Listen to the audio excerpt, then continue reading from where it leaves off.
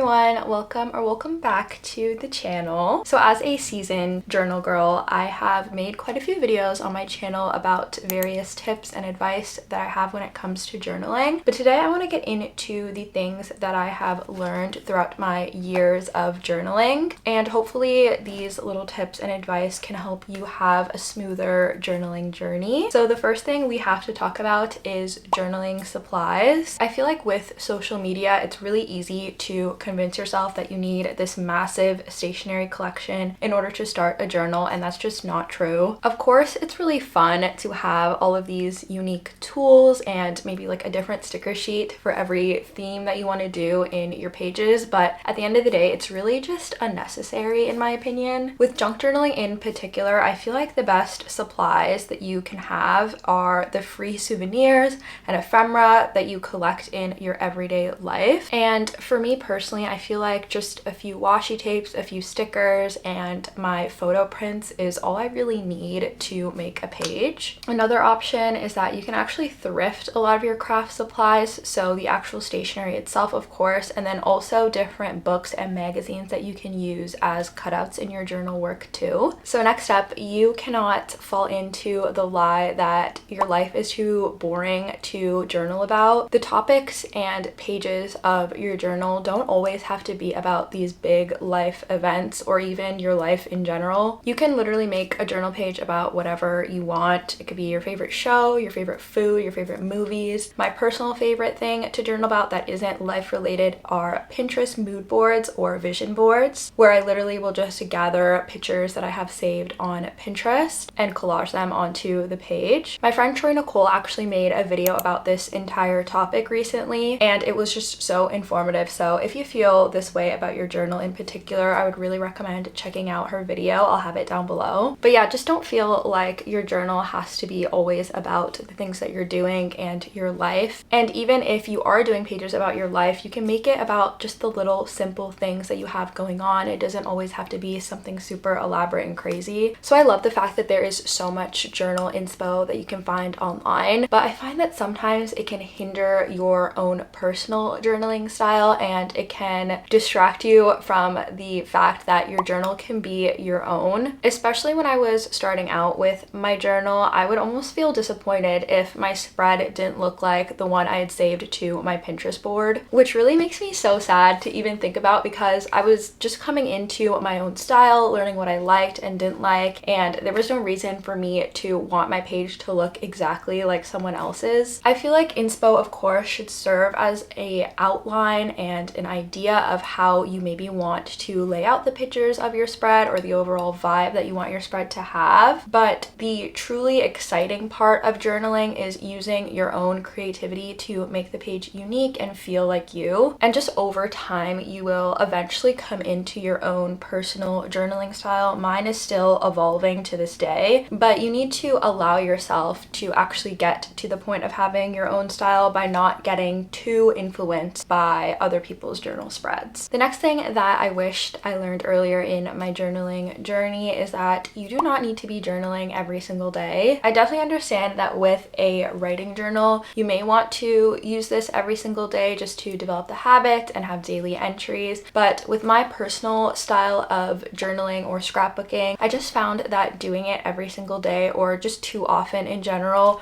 resulted in a lot of creative burnout for me. And I do like to keep up with my scrapbook as much as I can and not fall too behind on the days, but if it ever starts to feel like a hassle or a chore, I will take a break from it, and during that time maybe I'll start focusing on some different hobbies I have, or just take a breather from anything crafty in general. And then I feel like when I get back into it, I'm just so much more creative and I'm able to really enjoy what I'm doing. I just feel like taking a creative break like that really recharges my brain, and you have to remember that your journal isn't going anywhere. Like if you skip a couple weeks or even months, you can still come back to it because life is still happening. There's still going to be things that you might want to journal about. So don't feel pressured to do it as often as you might see other people doing or as often as you think you should be doing. My next piece of advice is more of a stylistic tip, you could say, but I feel like leaning into different layering techniques and just incorporating more layering in my journal pages in general really elevated my pages, and it's something that I wish I started doing earlier in my journaling journey. Just something as simple as a ripped up book page or a brown paper bag really adds so much depth and dimension to your page that you wouldn't even really think about. Like I mentioned, not doing this was all a part of my journaling journey and my growth as a journaler, but I just wish that I had known this earlier because I feel like it really changed the look of my pages. Early on, I felt like my pages were always kind of missing something that I couldn't quite put my finger on, and I think it was definitely this, just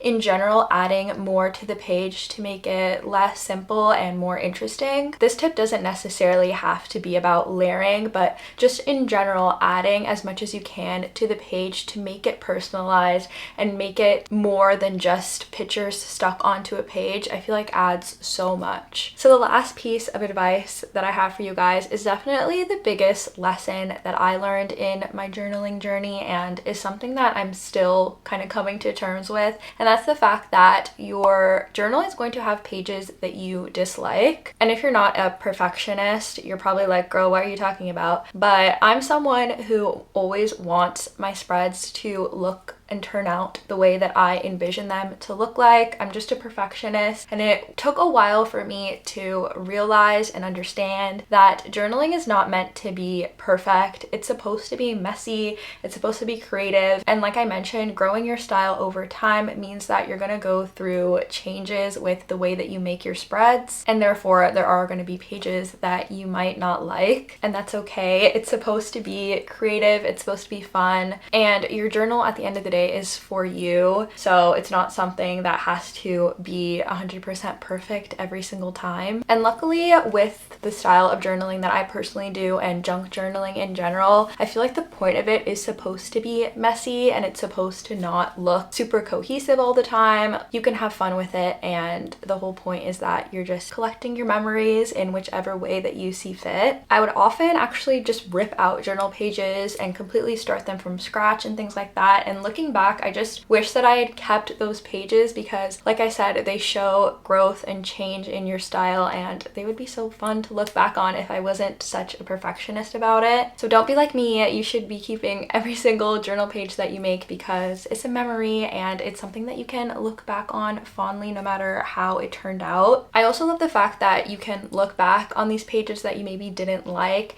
and you can pick out what parts of it that you felt didn't fit your style, and then moving forward you can stop doing that, adjust, whatever. But it's supposed to be a relaxing hobby, so don't feel stressed that you have to make everything look good because you definitely don't. Okay, so this is definitely not something I typically do in my sit down videos, but I thought it would be fun today to do a little bit of a journal with me to end off. I feel like this will just be a fun visual demonstration of how I journal today, and just so you guys can see my process to hopefully help you with yours. And today I'm making my July recap spread, which yes, technically is a little late, but it applies very well to that one tip that I had today. I would definitely recommend getting out your journal for this and making a fun page alongside with me.